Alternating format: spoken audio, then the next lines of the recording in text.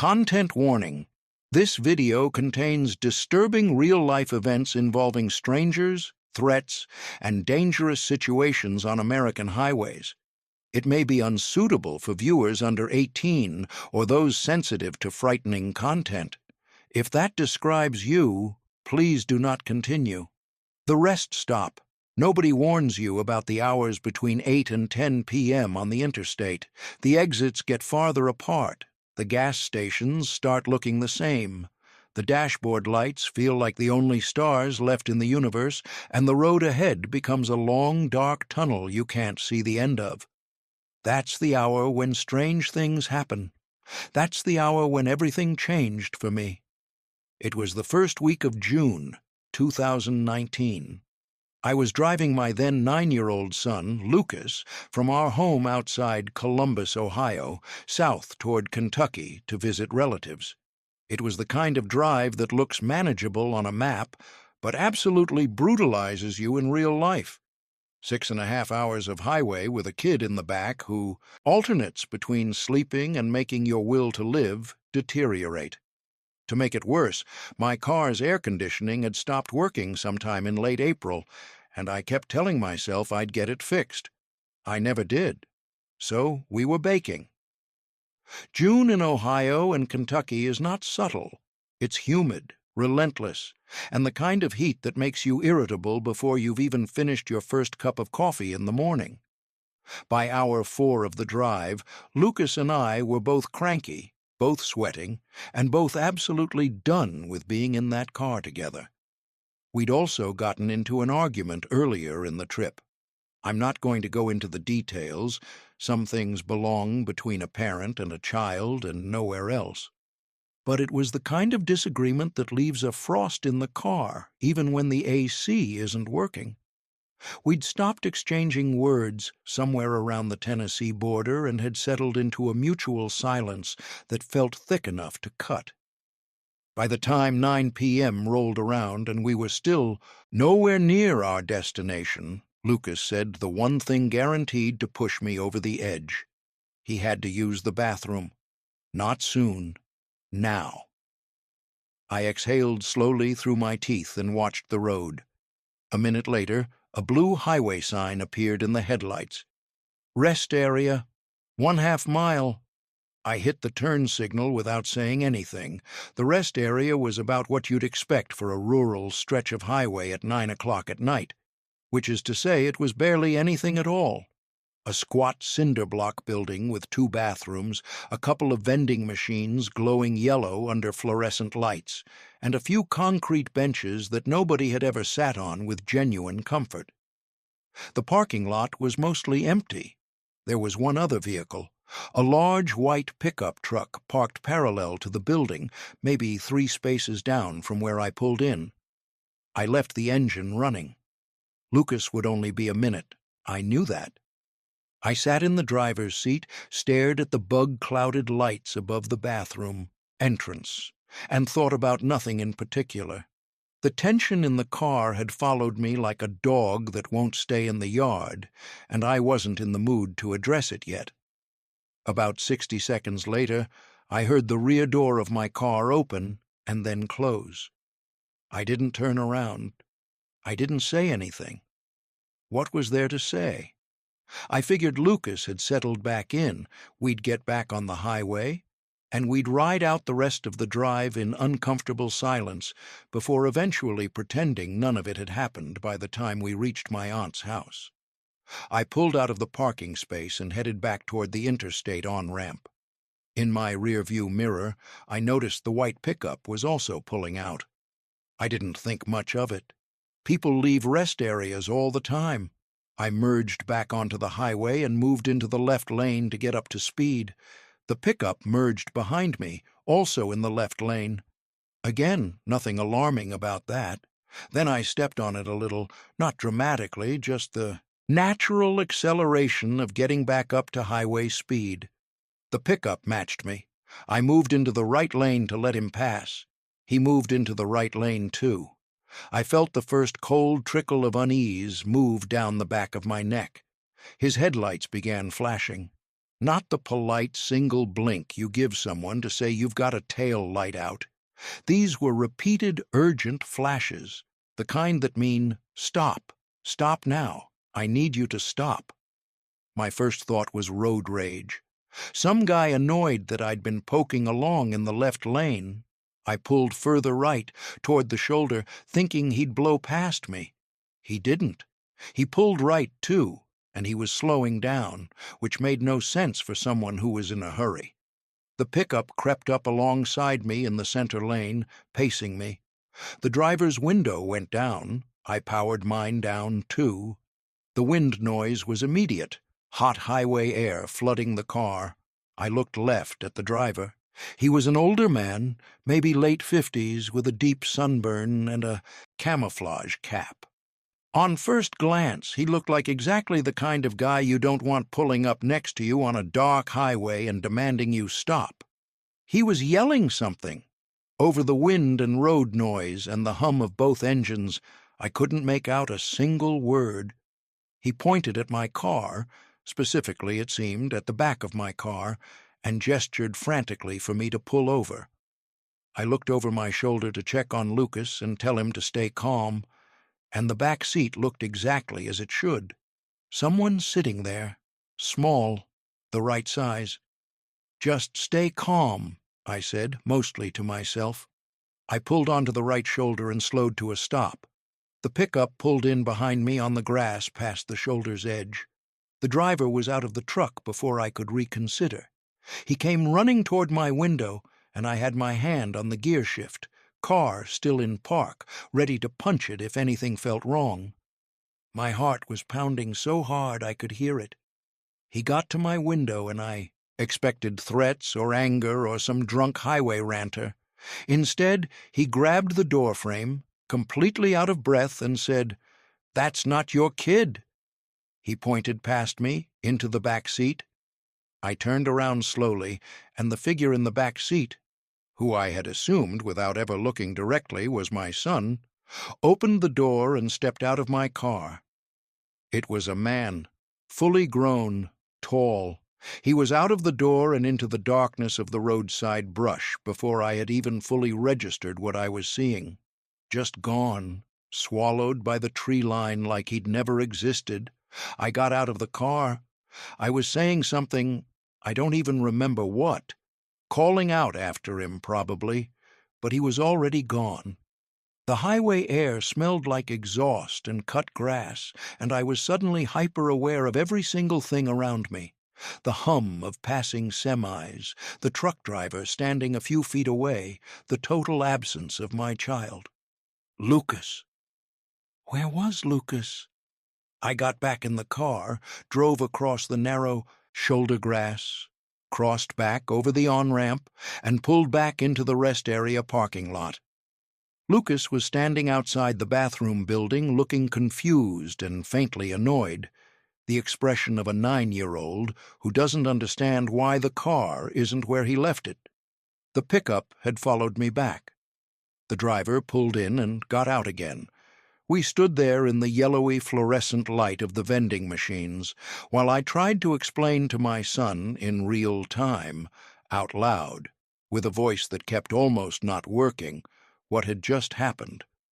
The truck driver filled in pieces I was missing.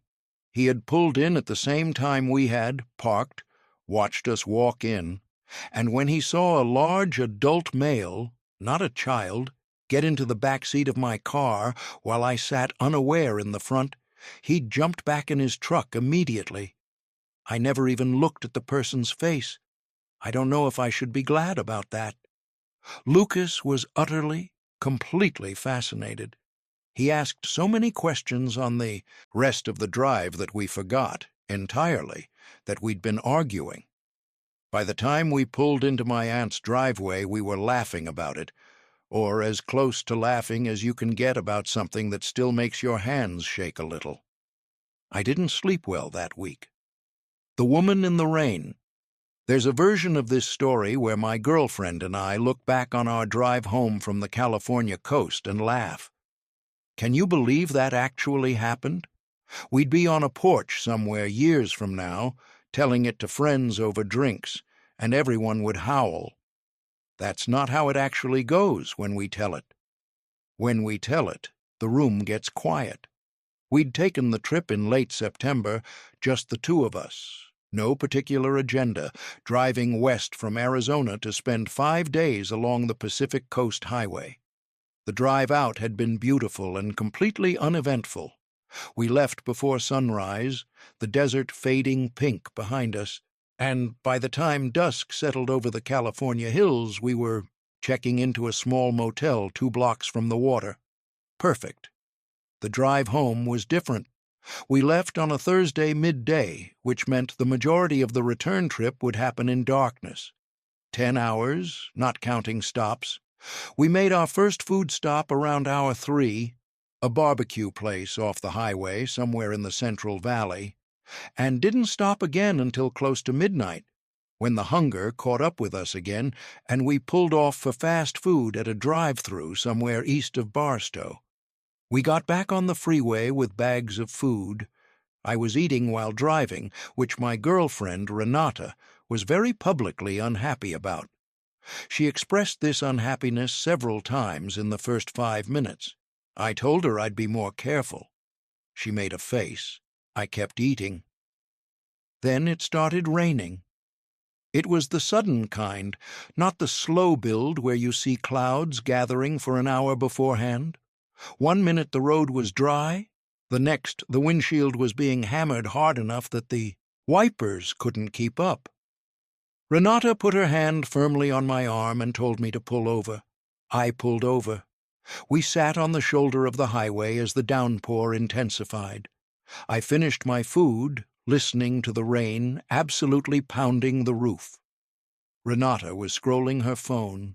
The road behind us was dark and empty. There was essentially no one else out here at this hour in these conditions, and that absence felt pronounced. Barstow is not a place that invites lingering. The knock on the window came without any warning. It wasn't a tap. It was a solid, flat-palmed bang against the driver's side glass. I nearly put my food through the dashboard. Renata made a sound I'd never heard her make before and hoped to never hear again. I turned left, and there was a shape pressed against the window, a figure blocking most of the glass, close enough that the rain had fogged the edges around them. Renata screamed. I can't really blame her. I didn't want to open the window. The rain was coming, down so hard that cracking the glass 2 inches meant water immediately spraying across my lap, and I had a deeply primal reluctance to lower any barrier between me and whoever that was, but I couldn't hear anything through the door. I opened the door a crack instead. Standing in the downpour was a woman. She looked to be in her late 30s or early 40s, though the rain and the darkness and the wild state of her hair made it hard to be certain. She was soaked through, not wet, but soaked, the kind that means she'd been out in this for at least 15 or 20 minutes before finding us. Her eyes were wide. She looked frightened. She asked for a ride. I looked at Renata. Renata looked at me with an expression that I can only describe as a full conversation happening in 2 seconds, and none of what she was saying was yes. But what was I going to do? Leave her standing on the shoulder of the highway in the middle of the Mojave Desert at midnight in a downpour? I told the woman. To get in the back seat. She did. I asked where she was headed. She didn't answer. I caught Renata looking at me. I turned around in the seat to repeat the question, figuring she hadn't heard me over the rain. The woman in the back seat was already looking directly at me. Straight at me, unblinking, with an expression that wasn't hostile but wasn't friendly either. It was the kind of face that has simply disconnected from normal human social signaling. Blank. Absent. I asked again where she needed to go. She shrugged. I turned back around, announced loudly to no one in particular that I'd be dropping her at the next town, and pulled back onto the highway. We drove in complete silence for maybe 90 seconds. Then she screamed. It wasn't a startled cry or a yelp of pain. It was a full, sustained, ear-shredding scream coming from directly behind my left ear. And before the sound had fully reached my brain, her arms had come forward and locked around my throat. I won't try to make this cinematic. It was terrifying, and it was chaotic, and it happened fast. I slammed the brakes. The car fishtailed. I was choking, genuinely choking, unable to breathe, one hand on the wheel trying to keep us off the concrete divider to the left. Renata moved. I don't fully know how to describe what she did, except to say that she reacted with the kind of speed that doesn't involve thinking at all. She had her nails, and Renata keeps her nails, raked across the woman's face, hard enough that the screaming changed registers entirely, from rage to pain. I got the car stopped on the shoulder. I got out. I went around to the rear passenger door, opened it, grabbed the woman by both arms, and removed her from my vehicle. I didn't throw her, but I was not gentle, and she ended up sitting on the wet asphalt of the shoulder in the rain, pressing both hands to her face. She kept saying please, over and over, just the word please. Not please help me or please I'm sorry, just please. I got back in the car and locked the doors. As we pulled away, she started screaming again, the same unhinged, unraveling sound, and beating on the trunk. We didn't stop again. Renata called the police immediately, described the woman, described the location as best she could, and then sat with her knees pulled up on the seat and her arms around them for a good 30 miles. I kept the speedometer above 80 and didn't say much. We made it home at about 4 a.m. We went inside, locked every door, and sat in the kitchen with the lights on for a while before either of us was ready to go to bed. I still think about what would have happened if Renata hadn't been there. I don't finish the thought. The spike trap. Some people have a rule about driving tired. They won't do it. They'll pull off at a motel, sleep in a rest area, do anything other than try to push through on nothing but willpower and caffeine when the brain is already waving the white flag. I used to think those people were being overly cautious. I don't think that anymore. This was the summer of 2010. I was driving my Ford F-250 from my home in western Pennsylvania down to rural Georgia, where my uncle's family had land and a farmhouse and the kind of deep country quiet that genuinely resets you if you let it. The drive was approximately 13.5 hours, and in the particular brand of stubbornness that I operated with at 28 years old, I had decided to do it in a single stretch. I left at 9 a.m. on a Saturday. I made a lunch stop around noon at a deli just south of Morgantown. 4 hours after that, I pulled over at a rest area somewhere in the Carolinas and ate the turkey sandwiches I'd packed in a cooler in the truck bed. I filled the tank twice. I did not, for reasons I still can't fully explain to myself, stop for coffee. By 11:30 p.m., I had crossed into Georgia and was somewhere in the rural middle of the state, running on fumes and stubbornness.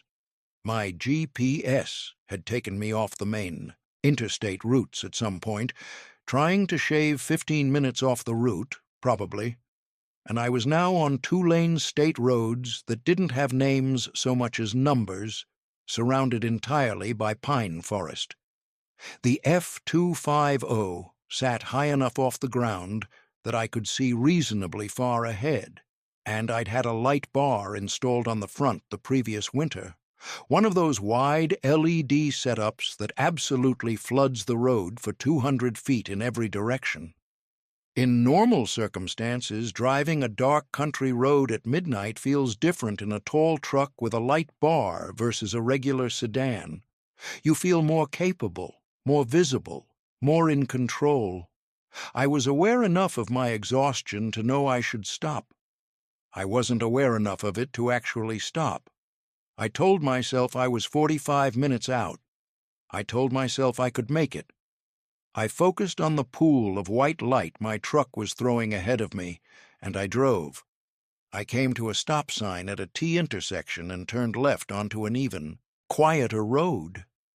The speed limit was 45, which at least gave me permission to move. Both sides of this road were dense pine forest. No houses, no mailboxes, no reflective address numbers. Just trees, and the road running straight through them. I was doing about 60 when I saw them. 4 reflective orange cylinders spaced across both lanes of the road, catching my light bar at a distance of maybe 300 feet. I hit the brakes hard, too hard for 60 miles per hour on a rural road, and the truck slid, fish-tailed slightly, and came to a stop about 20 feet short of the nearest drum. Traffic drums, the big orange cylinder kind used for construction zones and road closures. Except there was no construction here. No signage, no cones leading up to them, no flashing lights.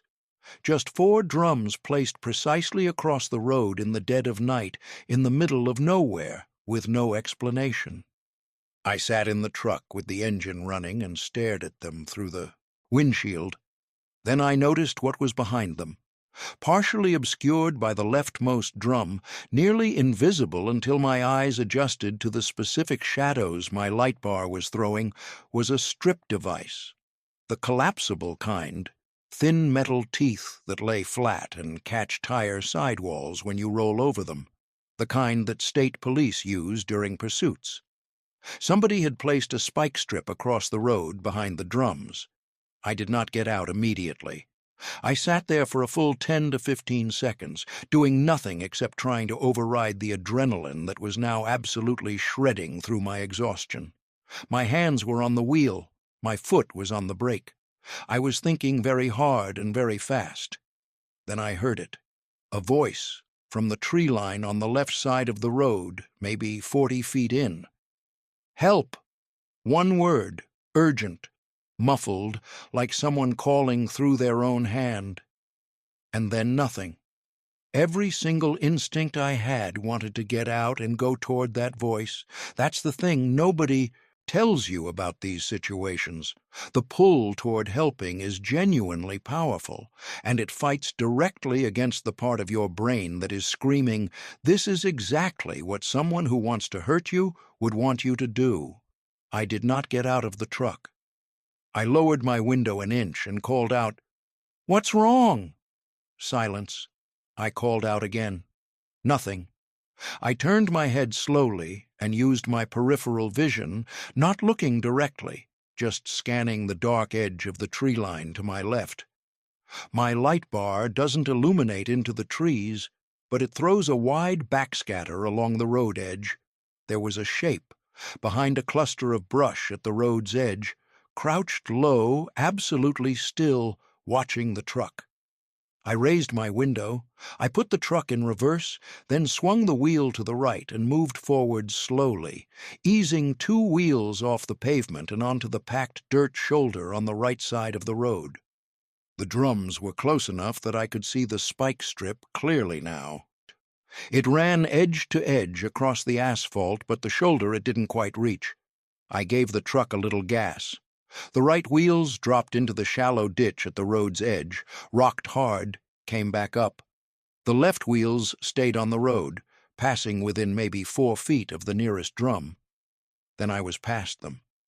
Past the spike strip. Back on pavement, pointed forward, light bar illuminating an empty road ahead. I didn't look at the rear-view mirror for about 30 seconds. When I did, the road behind me was dark. My tail lights touched nothing. Whatever had been at the edge of those trees was out of the light. 5 seconds later, the darkness was complete, and I was alone again on the Georgia highway. I didn't stop for the rest of the drive. I pulled into my uncle's gravel driveway at 12:47 a.m. and sat in the truck for a while before going inside. I didn't tell my family what had happened until the next morning, over coffee, when there was daylight and other people and the reassuring sounds of a normal world around me. My uncle didn't seem surprised. He told me about a stretch of road about 15 miles east of where I'd been that had a reputation. Vague rumors, Never confirmed, nothing in the news. He didn't elaborate. I didn't ask him to. I have thought about that crouched shape at the edge of the tree line many times since that night. I have thought about what would have happened if I'd rolled over the spike strip, if my tires had blown on that empty road, if I'd gotten out to check on whatever voice called from the woods. I've thought about the fact that whoever set those drums and that spike strip anticipated a driver stopping and getting out. They didn't anticipate a high-clearance truck and a driver who, for whatever combination of fear and stubbornness and dumb luck, simply went around. The Long Dark extended anthology. Returning to the rest stop. Deeper into the night. Let me take you back to that June evening in 2019, because there are things I glossed over the first time that deserve more space. Details that I've sat with for years, things that only make sense, or rather, make a specific and deeply unsettling kind of sense, when you lay them all out together. When I pulled into that rest area off the Kentucky Interstate, there was one thing I noticed and cataloged without really thinking about it. The white pickup truck was already there before we arrived. I want you to hold on to that. The parking lot was completely empty when we pulled in except for that truck. It was parked at an angle that gave the driver a clear line of sight to the bathroom entrance and to the surrounding parking spaces. I didn't think about that then. Parked trucks at rest areas are not unusual. People sleep in their trucks at rest areas all the time. What I didn't register until later, much later, lying awake in my aunt's guest bedroom at 2 a.m. while everyone else slept, was that the driver of that pickup was already watching. He told us as much when he came back with us to the bathroom. He had been sitting in his truck the whole time, had seen us pull in, had seen Lucas get out and run to the bathroom, had seen me stay in the car with the engine running, and had seen someone else, someone who had apparently been somewhere near that building already or had approached the area without us noticing. Get into my back seat. Not run, not hurry. Get in, calmly, deliberately. The truck driver said the person moved like someone who knew exactly what they were doing, like someone who had done a version of this before. That detail has never stopped being terrible to me. I've thought about the sequence of events so many times that I've practically worn grooves in it. If the pickup driver hadn't been there, if he'd been the kind of person who tells himself it's not his business and drives away, if I'd turned off the engine instead of leaving the car running, would that person have stayed in the back seat longer, hoping I wouldn't notice until we were already moving at highway speed? Was there a version of this where I don't find out until we're 40 miles down the road and the back door opens on the highway? I don't know what that person wanted.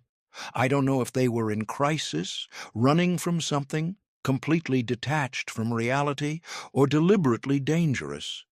What I do know is that a stranger sat in the back seat of my car behind my child without being invited in the dark on a deserted highway and disappeared into the woods when he was found out. I thanked that truck driver 3 times, and I still don't think it was enough. He was a middle-aged man doing nothing more complicated than paying attention to the world around him, and he changed everything. Lucas, for his part, was enthralled. He must have made me tell the story 4 times before we fell asleep, filling in the parts he'd missed, asking why the man ran away, asking what I would have done if I'd driven further before finding out. He wasn't scared. He thought it was the most interesting thing that had ever happened to us. Kids are remarkable that way. The California Highway. What came before? There's something I haven't told you about the trip to California, which is that Renata almost didn't come. We'd been together for about 2 years at that point and had taken a few trips together, but this was the longest drive we'd done, 10 hours each way, and she'd had a bad feeling about the return trip from the moment I suggested it. Not a specific bad feeling, just the vague unease of someone who listens to their instincts. She told me she'd rather fly back, that she didn't like the idea of driving home through the desert at night, that something about the timing felt off to her. I told her she was overthinking it. I told her it'd be fine. I've never said anything more confidently incorrect in my life. The drive out was genuinely beautiful. There is something about the Mojave at sunrise that doesn't have a real equivalent, the way the light comes sideways and turns all those flat beige miles into something almost golden, the occasional Joshua tree throwing a long shadow like a punctuation mark. We talked the whole first 4 hours. Renata had an oak chord playlist she'd spent a week building. We stopped for breakfast at a diner outside Needles where the waitress called us honey and gave us both extra coffee without being asked. We got to the coast right as the sun was going down. The Pacific was cold and gray and enormous in the way that all truly large things are faintly terrifying, and Renata walked into the water up to her knees and turned around grinning at me with her jeans soaked to the thigh, and said, "This was a good idea. I want you to hold on to that image when I finish telling you what happened on the way home, because the woman who got into our car on the desert highway near Barstow was not someone I can explain away. I've tried. I've gone through every charitable interpretation, disoriented, lost, in some kind of mental health crisis, running from an abuser, stranded after a breakdown. Any of those things could have been true, and any of those things would have explained the blank stare and the refusal to answer questions. None of those things explain what she did when she had her arms around my throat. She didn't say anything. She didn't demand anything. She didn't scream something intelligible that I could later piece together into a narrative. He's chasing me, or they're out there, or I just need money. She screamed in a way that was entirely untethered from language or communication. It was pure release, pure noise, the sound of something that had stopped caring about any of the normal rules of human interaction. The police, we found out a few days later through a contact of Renata's, had received our call and had dispatched a unit to the area. They found no one, no woman matching our description, no sign of anyone having been on that stretch of shoulder. No one knows how that's possible given the conditions and the timing. Renata moved back to Phoenix 4 months later. I don't think the trip was the reason, but I think it was a reason. The Georgia Road. What I didn't tell my uncle. My uncle's reaction the next morning told me more than his words did. He was a man who had lived on that land for 35 years. He knew those roads the way you know the rooms in your own house, by feel, in the dark. When I described the intersection, the drums, the spike strip, he nodded slowly with his coffee cup halfway to his mouth and set it back down on the table without drinking from it. He said, "You took the Hargrove cut." I didn't know what that meant. He explained that there was a specific route the GPS tended to select as an optimization, shaving about 12 minutes off the approach from the Carolina direction, that went through an isolated stretch of pine country.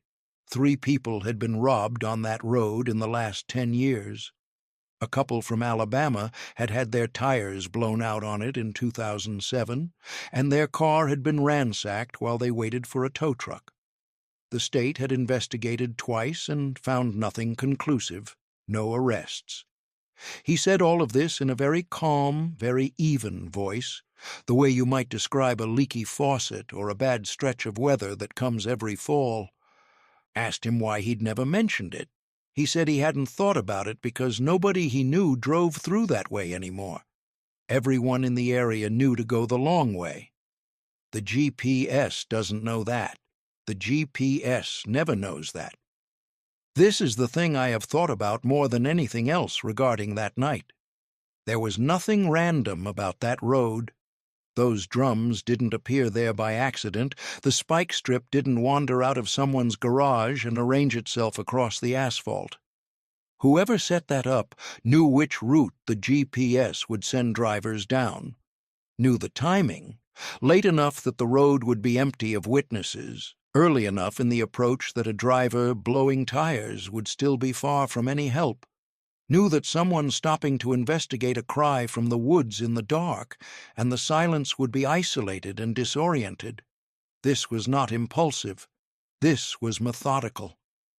The crouched shape I saw at the edge of the tree line, I've tried to convince myself over the years that it was a deer or a dog or a shadow thrown at an odd angle by my light bar. I've tried, and I don't believe it. Whatever was crouched in those bushes was watching the truck with patience, with the specific stillness of something that has done this before. When my tail lights disappeared into the distance, what did they do? Did they walk back through the trees to wherever they came from? Did they wait for the next GPS-guided stranger to come down that road? Did they sit there until dawn and then dismantle the whole setup and fade back into the countryside? I don't know. I'll never know. What I know is that I pulled into my uncle's driveway with the same 4 tires I'd left Pennsylvania with, and the morning air in rural Georgia smelled like pine sap and red clay and my aunt's coffee, and I sat on the porch for a long time before I went inside. What these stories have in common, I've told these 3 stories in various forms over the years, around campfires, in bars, to friends who ask about long drives I've taken, and people always want to know the same thing at the end. What did you learn from it? The honest answer is that I'm not sure these are the kinds of experiences you learn from in any clean, quotable sense. They're not parables with morals. They're things that happened on roads at night in America, and they happened to me, and I'm telling you about them, because the only other option is to let them sit in the dark inside my skull forever. But if I'm going to try, if I'm going to reach for something useful in all of it, it's this: pay attention, not in the paranoid, trust nobody, see a threat in everything way. That way of living is its own kind of damage. But the truck driver at the rest area in Kentucky was paying attention, and he made a choice to act on what he saw, and my son rode home safe. The crouched figure in the Georgia woods was counting on me to do the normal, human, reflexive thing. Get out, go toward the voice, ask questions, with my feet already on the ground outside the truck. I didn't, partly from fear and partly from something harder to name, some stubborn animal awareness that the situation had a shape to it that wasn't right. The woman in the desert, that one I still don't have a framework for. Some situations don't resolve into lessons. Some situations just are, and you carry them. The roads in this country are long. They go through places where there are no witnesses and no signals and no one who knows where you are. Most of the time, they're just roads. The billboards tick past, the mile markers count down, the radio fades in and out. You get where you're going and you forget most of it, but sometimes, in that specific hour after dark, when the exits get farther apart and the dashboard lights are the only stars left, something happens, and you never look at a rest area sign the same way again. Extended atmosphere and detail layer rest stop, the hours before. Let me tell you about the drive itself, because the context matters. Lucas and I had left Columbus at a little past 2 in the afternoon, which anyone who has ever driven south from Columbus in the summer can tell you is not an ideal departure time. You hit the Chillicothe area right during the afternoon heat peak, and by the time you're threading through the hills toward the Ohio River, the sun is behind you and blinding in the mirrors, and the road surface is radiating heat in visible waves. We'd been doing fine for the first 2 hours. Lucas had his tablet. I had a podcast running through the car speakers, one of those true crime shows, which in retrospect is funny in the specific way that things can be funny only after they're over. We'd stopped at a pilot truck stop outside Waverly to get ice, actual ice, which we'd packed around the water bottles in a bag in the back seat because I'd stupidly underestimated how badly the broken AC situation would compound over 6 hours. The argument started somewhere around the Kentucky line. I said something. I'll own that it wasn't the most thoughtful thing I've ever said, and Lucas, who is his mother's son in many important ways, said something back with the precision of a surgeon. And then I made it worse. And then he made it worse. And by the time we crossed into Kentucky proper, we were operating on the formal diplomatic channel of two people who have decided silence is more effective than words. He was staring out his window. I was watching the road. The miles passed. The evening came on slowly, softening the hills from green to gray-green to a bruised purple. At mile marker 47, I saw the blue rest area sign and the bathroom request, and I pulled off without a word. The rest area smelled like cut grass and chlorine from the bathroom cleaning solution they use on those places. The fluorescent lights above the entrance threw a yellow-white circle on the concrete. There were moths. There are always moths at rest area lights. Enormous. Ones, sometimes, with wingspan that seems architecturally ambitious. I sat in the car and watched a moth circle the light and thought about whether I should say something to Lucas when he got back, or just let the silence ride itself out. I was 31 years old, and I still hadn't figured out which strategy worked better. Then I heard the rear door close. I assumed it was Lucas. I pulled out. I didn't turn around. If I had turned around, I would have seen immediately that the person who had gotten into my back seat was not a 9-year-old child. But I didn't turn around. I looked at the rearview mirror and saw a shape in the back seat, and my brain performed the most dangerous kind of cognitive shortcut. That must be what I expected to be there. We are not built to see what we don't expect. We're built to confirm what we already believe. And I believed my son was in the back seat, so that's what I saw. The white pickup's lights appeared in my mirrors, and I remember feeling vaguely irritated. The only car in the lot, and he was going to ride my bumper back onto the highway? But the irritation dissolved quickly as the lights kept pace, and then the flashing started, and then the window went down, and the man with the sunburned face was yelling things I couldn't hear over the wind. I remember the specific texture of the steering wheel under my hands when he said those 4 words. "That's not your kid." The leather was slightly tacky from the heat.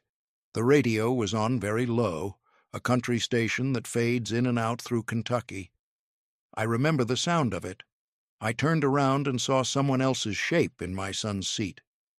The door opened, and the shape was gone before I could fully process that I was looking at a full-grown adult man, not a child. Gone like a window shade going up. There, and then not there, leaving only the empty seat and the dark highway rushing past the window. Lucas, waiting by the vending machines, watched me pull back in with an expression that shifted from confusion to a 9-year-old's absolute delight at the arrival of a story.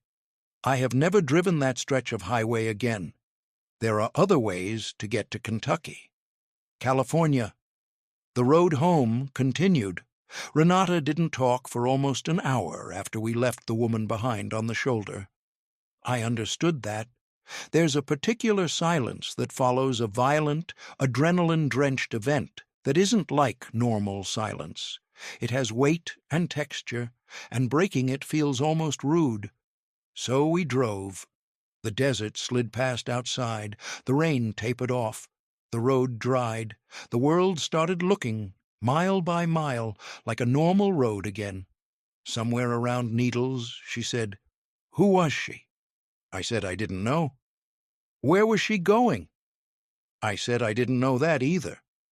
"How long was she out there before we stopped?" And that one I had no answer for, and I had already been trying not to think about it because the math of it was disturbing. We were on a stretch of highway that ran straight for at least 12 miles before the Barstow exit ramp. There had been no other cars. The rain had been ferocious. If she'd been walking, or if she'd somehow ended up there on foot, she'd been in that weather for a substantial period of time before we pulled over. Nothing about any of that made clean sense. The screaming, the arms around my throat, these could, if you're generous, be explained by some kind of psychotic episode, a break with reality brought on by exposure and dehydration and whatever else had put her in that situation. The blank stare, the shrug, the refusal to answer basic questions, these could also fit that explanation. But the screaming, the specific decision to wrap both hands around the throat of the person driving, that's not confusion, that's not distress, that's a targeting choice. Renata filed a report when we got home. The officer who took her statement was thorough and kind and made no promises. He noted that the location was a transition zone between two county jurisdictions and that coordination could be slow. He said they'd look into it. We never heard back. I drove that same route again about 8 months later. Solo, midday, completely different conditions. I slowed down as I passed the spot where I thought we'd been pulled over. There was no way to know the exact location. It was just a shoulder, just a stretch of highway. The desert doesn't mark things. Whatever happened there, it's unmarked. Georgia. The road in daylight. I drove back from Georgia the long way. My uncle offered to ride along with me for the first part, but I told him I was fine. It was a Tuesday morning, clear and warm, and I left after breakfast with the windows down and a gas station coffee in the cup holder. 13 hours back north in full daylight on major interstates, with traffic and trucks and the reassuring noise of a populated world. I didn't take the Hargrove cut. I went the long way, added 25 minutes to my drive, and felt fine about it. About 3 hours into the return, somewhere in the Carolinas, I pulled off at a rest area that looked almost identical to every other rest area on the eastern seaboard. Squat concrete building, fluorescent lights, vending machines. I got out and stretched and got a bad cup of coffee from the machine and stood in the sun for a minute. There was a family parked 2 spots down, 2 parents and 3 kids. Oldest, maybe 12, youngest, maybe 4. The dad was trying to get the vending machine to take a crumpled dollar bill. The mom was reapplying sunscreen to the youngest kid's nose while the kid protested. The 12-year-old was sitting on the hood of the car watching a video on his phone. Everything was completely normal. I watched this for a minute. This totally normal rest stop tableau, this completely routine American road trip moment, and felt something I can only describe as gratitude so sharp it was almost uncomfortable. Not gratitude for anything specific, just gratitude for the normalcy of it. The way most rest stops are this: the dad and the crumpled dollar bill and the sunscreen and the kid on his phone. Most roads are just roads. Most back seats contain exactly who you expect them to contain. Most strangers who knock on your window in the rain want nothing worse than to get out of the rain. Most. The nature of night driving. I want to spend a moment with something that I think connects all 3 of these experiences, even though they happened years apart and in completely different parts of the country. Night driving changes you. There's something about sustained isolation in a vehicle after dark, particularly on rural or empty roads, particularly in those hours between 10 p.m. and 2 a.m. That does something specific to the brain's alert systems. You're not scared, exactly. You're attended to. There's a heightened quality to your perception that you don't get during the day when the world is full of other people and traffic and visible context. This heightened state can be misleading. It can trick you into seeing threats that aren't there. A slow car becomes a tail. A flashing light becomes a signal.